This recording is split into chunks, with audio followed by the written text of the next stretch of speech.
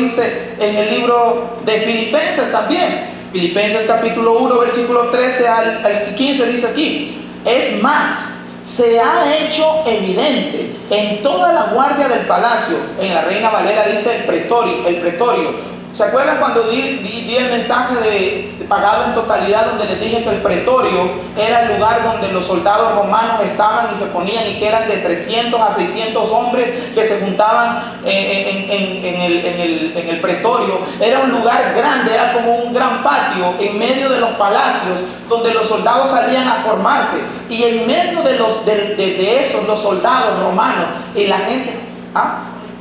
No era el Coliseo, era como un patio. Ellos salían y torturaban a los hombres que iban a ser crucificados, pero también ahí ellos hablaban. Era como la oficina que usted tiene para hacer su lunch. Ahí ellos también descansaban, comían, hablaban, jangueaban un poquito.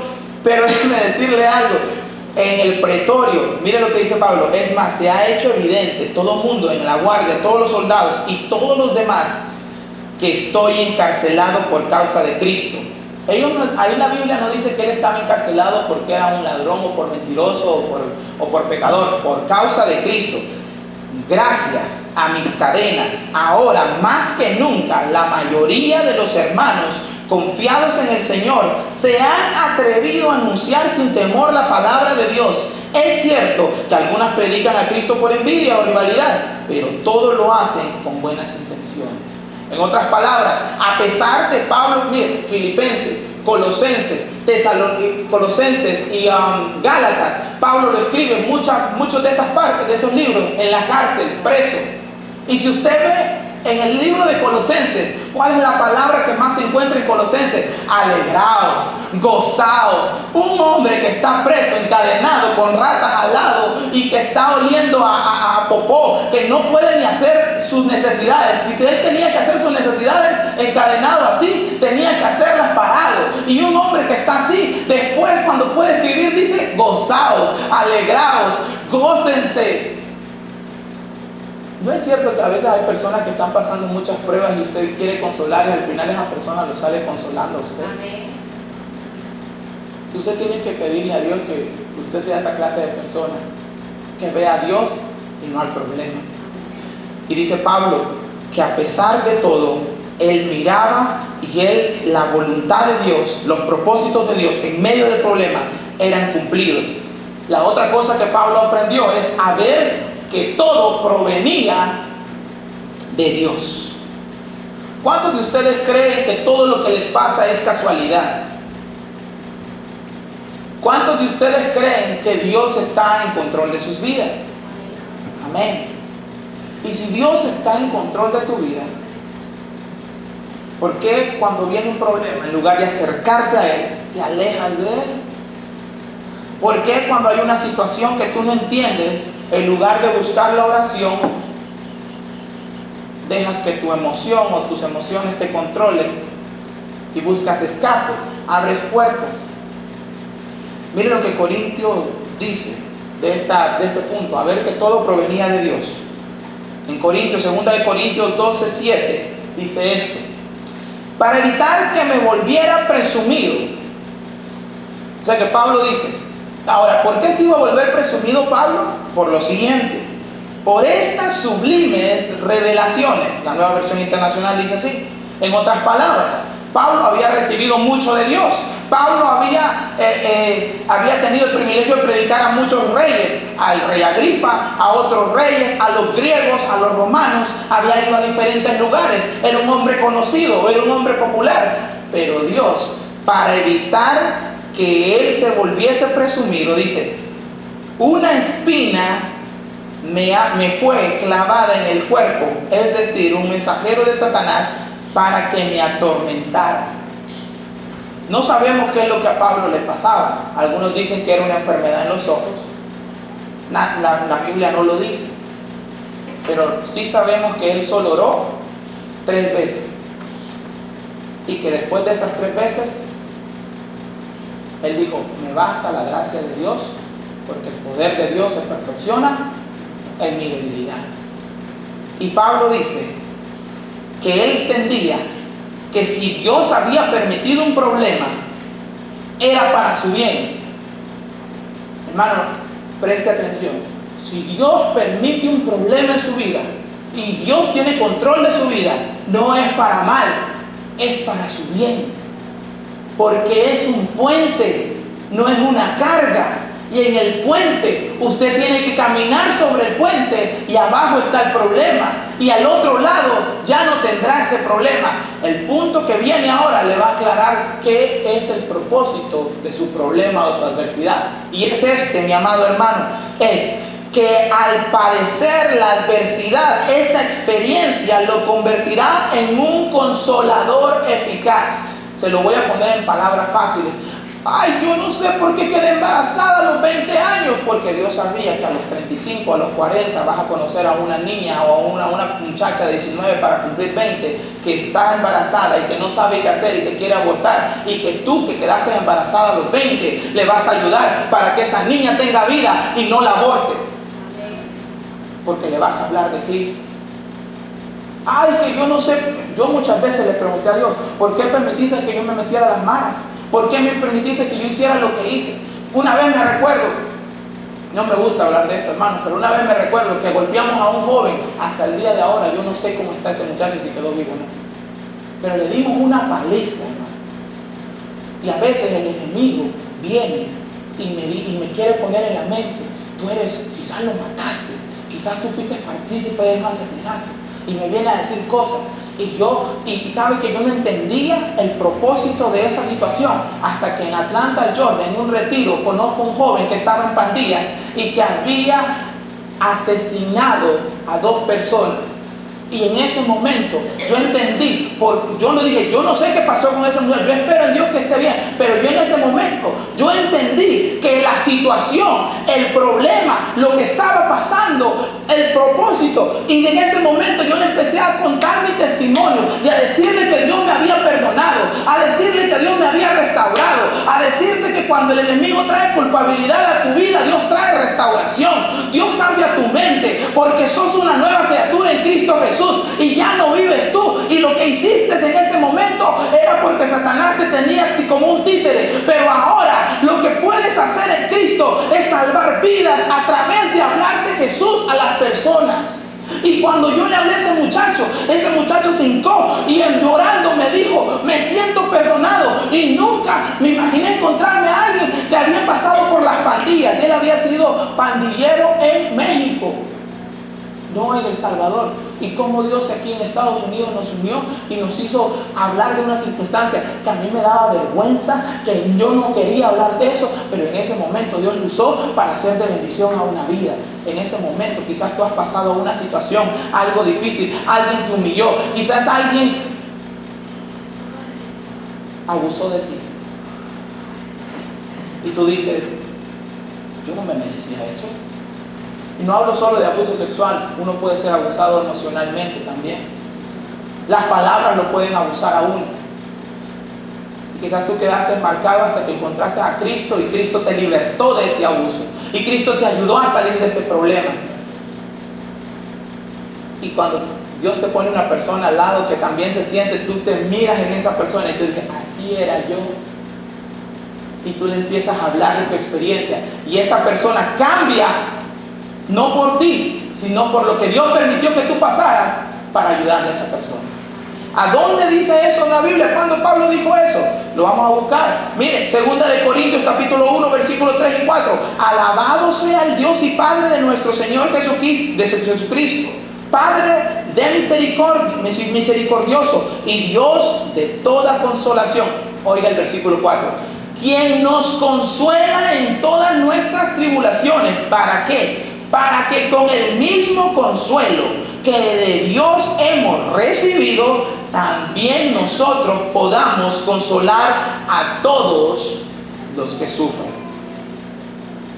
¿Por qué pasé esto? No te preguntes por qué, solo dile a Dios, en medio de ese problema me dolió, pero es un puente, porque cuando venga un enfermo y diga, yo me voy a morir, y usted sea una persona que Dios hizo el milagro y usted no se murió, usted va a decir, usted no se va a morir, porque Dios tiene el poder de sanarlo, porque me sanó a mí. Usted, cuando venga una persona una muchacha o alguien que pasó algún problema, un drogadicto, o alguien que fumaba, alguien que tomaba, y usted va a decir, ay, es que yo no puedo dejar el vicio. Claro que sí, porque en Cristo yo lo dejé. Amén. Si Cristo lo hizo en mí, usted lo puede hacer en usted. Ahora entiende por qué a veces las adversidades Dios las permite.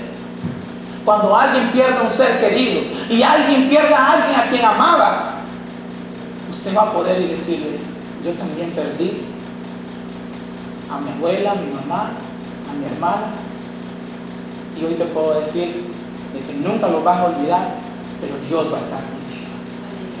Dios te va a sacar adelante. Faltan dos cosas nada más, hermano.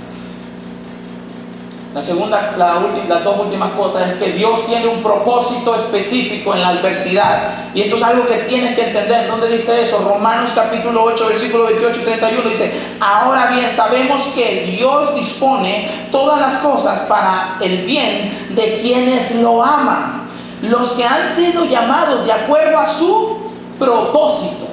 Si Dios permitió algo, es porque Él tiene un propósito. Y un propósito es el por qué. ¿Por qué me pasó esto? Porque Dios tiene un propósito, porque ese es el por qué. Ahora el 29 dice, porque a los que Dios conoció de antemano, o sea que antes de que nacieras, también los predestinó a ser transformados según la imagen de su Hijo, para que Él sea el primogénito entre muchos hermanos. A los que predestinó, también los llamó, y a los que llamó, también los justificó, y a los que justificó, también los glorificó. De todas esas palabras, la palabra glorificar lo que quiere decir es que si tú logras entender que Dios tiene un propósito, el final es que tu vida le va a dar la gloria a Dios en cada área de su vida. Y por último, mi querido hermano, y aquí quiero ser claro, dice, Pablo aprendió a gozarse no por el problema, sino a gozarse en medio de su adversidad y su problema. No es lo mismo darle gracias a Dios por... Usted no le puede decir, Señor, gracias porque estoy enfermo. Dios no quiere que tú estés enfermo. Dios te quiere ver sano. Usted no le puede decir, Señor, gracias porque soy un drogadicto, o gracias porque soy un fornicario. Usted sí le puede decir a Dios, gracias, porque en medio, yo sé que tengo una adicción y tengo un problema, pero en medio de esto, yo sé que tú me puedes sacar de esto, y yo voy a luchar hasta el final. O la enfermedad, usted puede decir, en medio de esta enfermedad, en medio de esta prueba, en medio de este problema, yo puedo salir adelante. ¿Dónde aprendió eso Pablo? Filipenses dice, alégrense siempre en el Señor. Insisto, alégrense. No dice alégrense en el problema, alégrense en el Señor, el cual tiene control de tu problema. Mi querido hermano, hoy quiero que entiendas de que si Pablo sufrió todo esto y pudo tener victoria en cada problema, adversidad, no lo mires como una carga, porque no vas a llegar ni de aquí a donde está esa computadora, porque va a pesar demasiado. Míralo como la oportunidad que Dios te dio para conocerle, para experimentarlo, para verle, para saber más de Él y sobre todo para entender que Dios es fiel, y el Dios que te permitió esa situación va a ser el mismo Dios que te va a sacar en el tiempo que Él crea necesario. Aguanta, la Biblia dice, el que esté firme, mire que no caiga. Si usted está firme, Dios en su momento lo va a llegar a rescatar. En su momento. Hay alguien aquí que quizás esté pasando un problema o una adversidad, y quizás tú digas, no, todo está bien en mi vida. Mira este mensaje y guárdalo para que el día que venga el problema no lo mires como una carga, sino como un puente. Vamos a orar. Cierra tus ojos, oramos a Dios. Amado Dios y Padre que estás en los cielos, en esta hora te bendecimos, oh Dios. Te damos gracias, Señor, porque tú eres el Dios de toda consolación. porque tu reino domina sobre todos. Tu reino domina sobre todos mis problemas, mis deudas, sobre aquello que el diablo quiere levantar en mi vida. Tu reino domina. Sobre mis inseguridades, tu reino domina, Dios. Sobre mis miedos, tu reino domina, Dios. Gracias, porque si Pablo pudo, yo puedo. Porque el mismo Jesús que Pablo tuvo es el mismo Jesús que yo tengo. El que vive dentro de mí, el que recibí como mi Salvador, al que adoro y exalto, por el que vivo, por el que sirvo, por el que camino, por el que me muevo, por el que tengo el trabajo que tengo, la familia que tengo. Y Señor, tu palabra dice que tú me conocías desde antes de la fundación del mundo. Y en esta hora yo quiero hacer dos invitaciones sencillas. La primera es aquellos que están viendo los problemas como cargas y que quieren hacer un compromiso con Dios, que quieren entender, que ya han entendido en esta hora que Dios quiere que vea eso como un puente y quieren caminar con Dios para salir del problema, salir de la adversidad, salir del egoísmo, salir, Señor, del egocentrismo y dejar de ser egocéntricos y ser cristocéntricos, dejar de ser personas que pensemos solo en nosotros y empecemos a ver qué es lo que tú quieres con nosotros hacia las demás personas, y saber que esta situación que ahora padecemos no es comparable a la gloria venidera, a que un día te miraremos cara a cara, a que un día, Señor, podremos preguntarte lo que queramos, a que un día, Señor, podremos abrazarte, podremos tocar tus heridas y podremos decirte gracias porque fuiste fiel. Si hay alguien acá que quiere hacer un pacto, una oración de compromiso a Dios, diciéndole: Dios, yo quiero que me ayudes, porque yo no puedo, ponte de pie.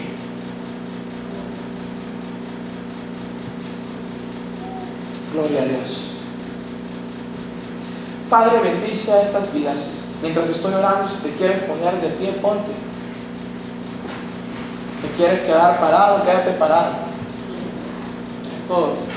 Dios es el que sabe tu corazón.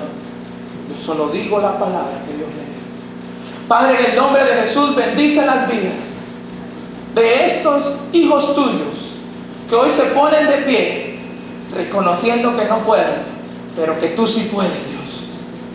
Que tú eres el Dios que les da las fuerzas, la sabiduría, las estrategias. Que te pido, Dios, en esta hora, que la mente de Cristo, Señor, actúe en sus vidas y que piensen como tú piensas, que sientas como tú sientes, Dios, y que puedan entender, Dios, que tú tienes control sobre sus vidas, que tú les vas a guiar, que tú les vas a ayudar, que tú en esta semana vas a abrir puertas y van a entender el propósito de por qué están pasando lo que están pasando, de por qué están sufriendo lo que están sufriendo, porque, Señor, nosotros no vivimos en la eternidad, nosotros solo vivimos en el presente, pero tú ya viste el propósito y ya viste lo que nos vas a enseñar y ya sabes si te vamos a obedecer o no, Dios. Ayúdanos, enséñanos a obedecerte, a buscarte y a pasar tiempo en tu presencia para descubrir que no son cargas, sino son puentes.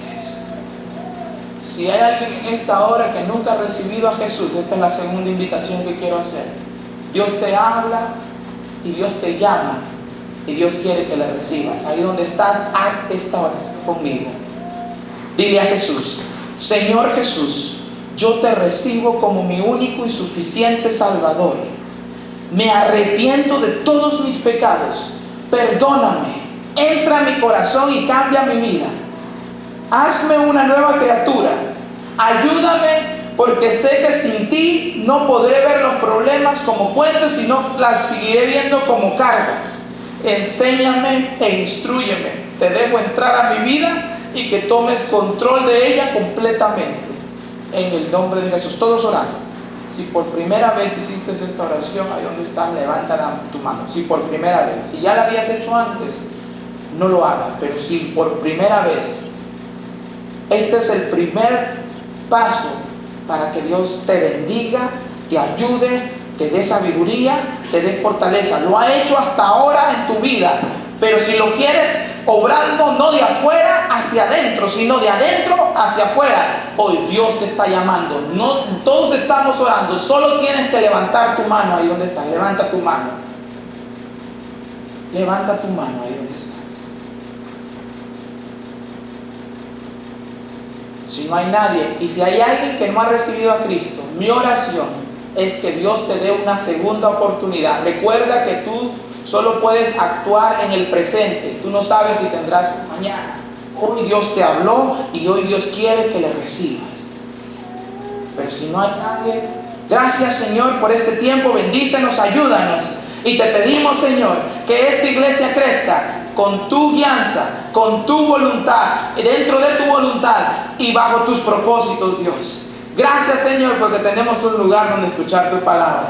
Que esta semilla se haga rema, se haga vida y se hagan decisiones en nuestra vida. En el nombre poderoso de Jesús. Amén y amén. Dale un aplauso fuerte a Dios. Aleluya. Gloria a Dios. Que Dios le